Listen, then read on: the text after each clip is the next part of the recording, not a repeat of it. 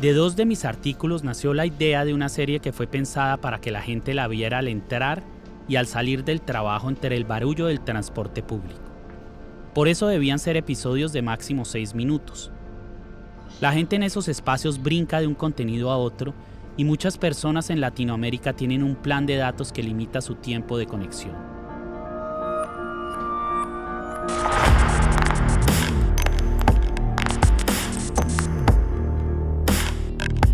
La política colombiana está consternada con la aparición de Matarife, una serie documental que amenaza con destapar la caja de Pandora de la historia reciente en ese país.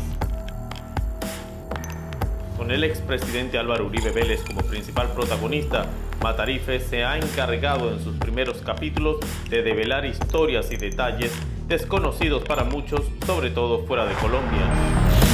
Durante ese diminuto fragmento de tiempo que dura cada capítulo de la serie, los empleados públicos, las amas de casa, los universitarios y en general la inmensa mayoría de la sociedad colombiana tendría que ser informada, quedar convencida y sobre todo motivada a exigir el cambio que con tanta urgencia necesita Colombia. Eran máximo 6 minutos a la semana los previstos para que los colombianos salieran de su engaño y perdieran el miedo. Cada dato ofrecido en la historia tenía que estar documentado en imágenes de archivo. Es ese documental que es un documento histórico de compilación, cuidado con lo siguiente, soportado en hechos reales, en entrevistas, ¿cierto? Que a través del tiempo reflejan la realidad de unos hechos que seguramente para generaciones no tan nuevas, o mejor, para las nuevas, pues no estaban muy latentes o no tenían conocimiento. Luego el gran mérito, digamos, de la serie en ese sentido es eso, es una pieza histórica que con una herramienta o un sistema, esa puesta en escena que genial, como señala Juan, logra capitalizar Daniel Mendoza. La verdad ya había sido investigada y publicada, pero estaba escondida en el espeso matorral de información que los grandes medios vendidos a los poderosos habían refundido en la esquina más oscura del archivador. Las últimas encuestas revelan que los colombianos cada vez creen menos en los medios tradicionales. Sin embargo, los colombianos no son bobos y saben que desde los medios de comunicación informan con intereses económicos, políticos y con sus amistades.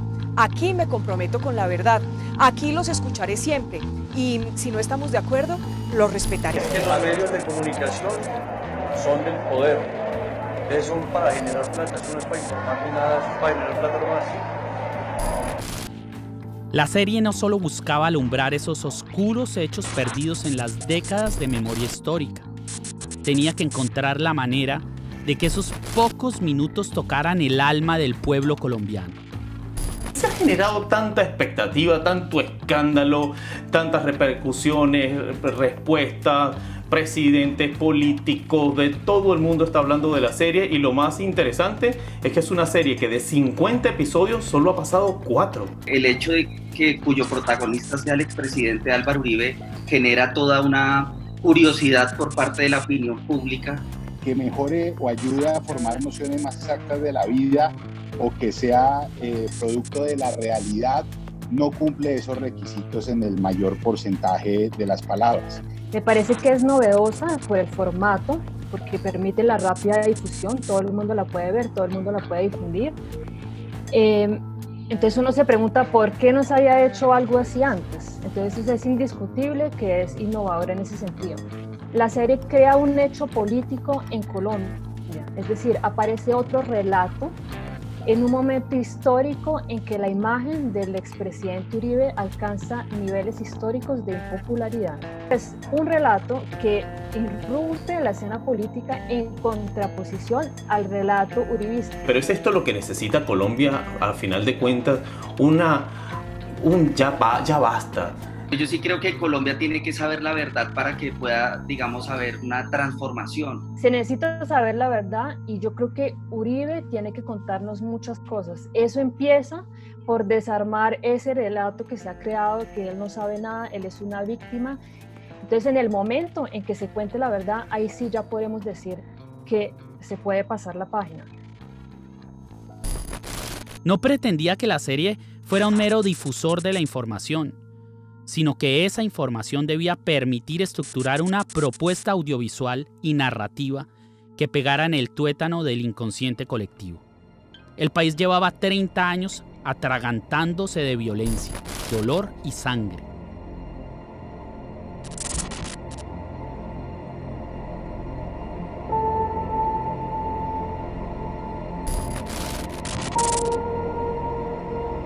Para finales del año 2019 contaba con mis guiones, un dron y una cámara de cine prestada. La idea inicial era que yo fuera una sombra. Sin embargo, cuando inicié el proceso de creación de los guiones, entendí que si la finalidad era irradiar e infundir valentía a la sociedad colombiana, eso generaría aún más terror. Una sombra espanta.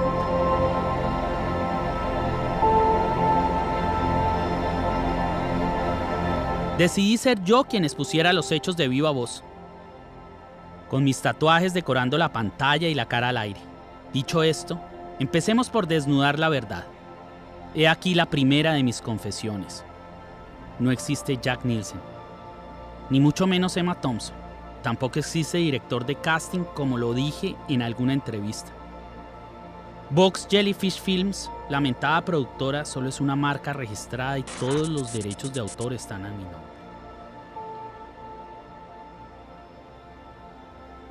No existen productoras internacionales con un inmenso equipo técnico, ni luminotécnicos, ni extras, ni asistentes de producción. La serie se hizo solo con la fuerza que le metimos para que saliera adelante. Escribí, narré, produje y protagonicé la serie Matarife. Y César Andrade, el director de la serie, fue el gran maestro que me dirigió. Es esto, es darle muchas vueltas como desesperado, y esta madre no se va a caer porque ya queda fijo. Mira, no se cae. Si ves que ya se queda, si tú lo haces así, no va a entrar. ¿Qué hago con esta? No te preocupes porque no se ve. No se ve. Así se va a hacer. Yo estoy viendo el cuadro y no se ve. No había ni hay nada más. Mis artículos, escritos y guiones. Una cámara, un dron y un par de chiflados con muchas ganas de iniciar una guerra suicida en contra de la corporación criminal más sangrienta del continente. Ama absoluta de la luz y la oscuridad. Dueña de los carteles del narcotráfico y los grupos paramilitares más devastadores del planeta. Pero también propietaria del gobierno y sus instituciones. La misma monarquía mafiosa que en Colombia siempre lo ha gobernado todo. A la fiscalía, al ejército, a la policía, al Congreso y, sin duda alguna, a la presidencia. Le mentí a mucha gente en público y en privado con el fin de protegerme, también para proteger el proyecto y a César. Porque una cosa era que el peor de los genocidas latinoamericanos de la historia contemporánea y dueño de esa empresa de la muerte viera la serie como el resultado del trabajo de productoras internacionales en España, Estados Unidos y Australia. Y otra que pudiera tener en la mirilla a su creador, que para ese momento continuaba viviendo en Colombia.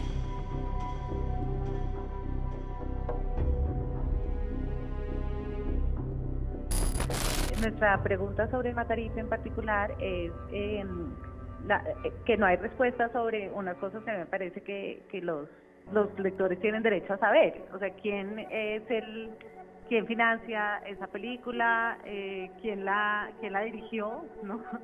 Y a mí eso me parece un poco raro que sobre eso haya tanto misterio.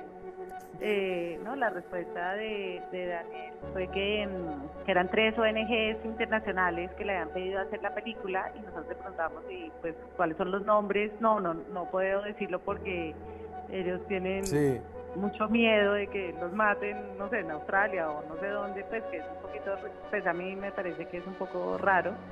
Y quienes la dirigieron, unos jóvenes estudiantes en México, ¿no? Pues digamos que me parece raro el misterio. Pues, seguro que no hay nada que esconder, pero me parece un poquito raro porque no lo dicen. Yo siempre creo que eso es como una información que el público debe conocer. La serie Matarife, de la que no se ha visto sino solo un capítulo, Es una producción de televisión en la que yo no tengo nada que ver, pero sí sé que está basada en hechos absolutamente comprobados y dichos 1000 veces, y es el rabo de paja que tiene el senador Álvaro Uribe y que él odia que le saquen a relucir. Por eso me sorprende cuando tú dices que nosotros odiamos a Uribe o que no nos cae bien, porque es que eso fue lo mismo que me dijo Álvaro Uribe la última vez que yo fui a verlo y con quien hablé 15 minutos, que él me decía, es que yo le caigo mal a usted, yo no, o sea, yo en realidad no, ni Gonzalo Guillén.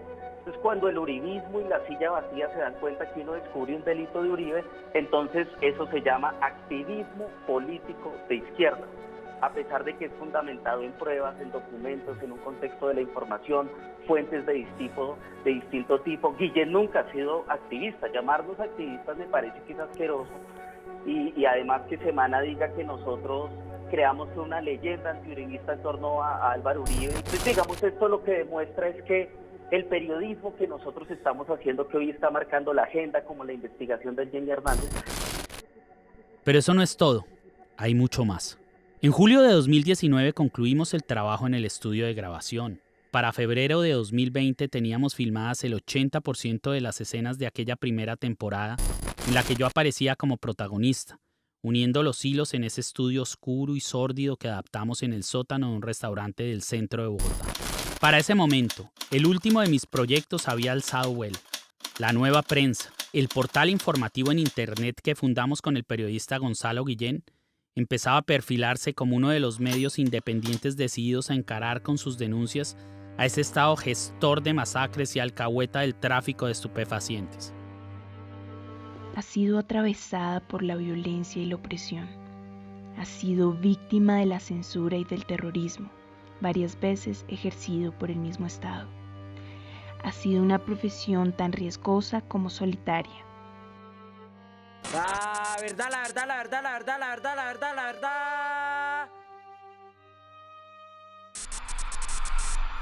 Tras años de censura en la prensa tradicional, un grupo de periodistas y abogados encuentra en el nuevo mundo digital la oportunidad para difundir masivamente sus investigaciones. Es así como nace la Nueva Prensa. La Nueva Prensa ha sido reconocida por revelar investigaciones de interés nacional que han impactado al poder y a la opinión pública, y que han servido también como insumo para la justicia colombiana.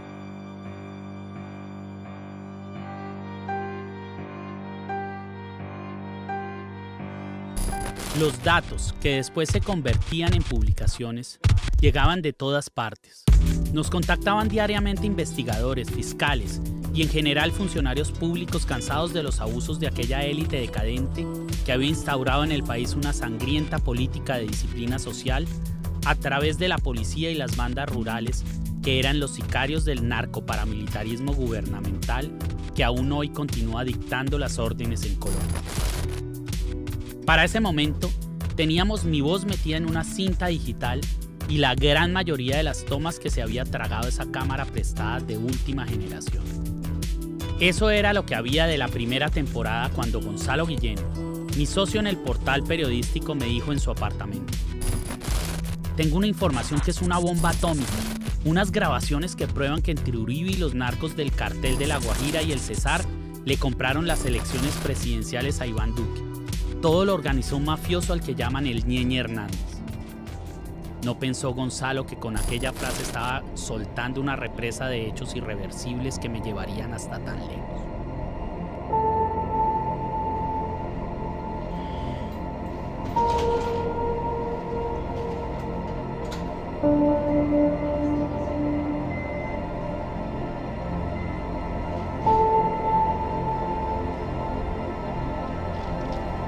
Los mismos que me tienen aquí, frente a todos ustedes, en este confesionario que aún no ha terminado de escuchar todas mis verdades.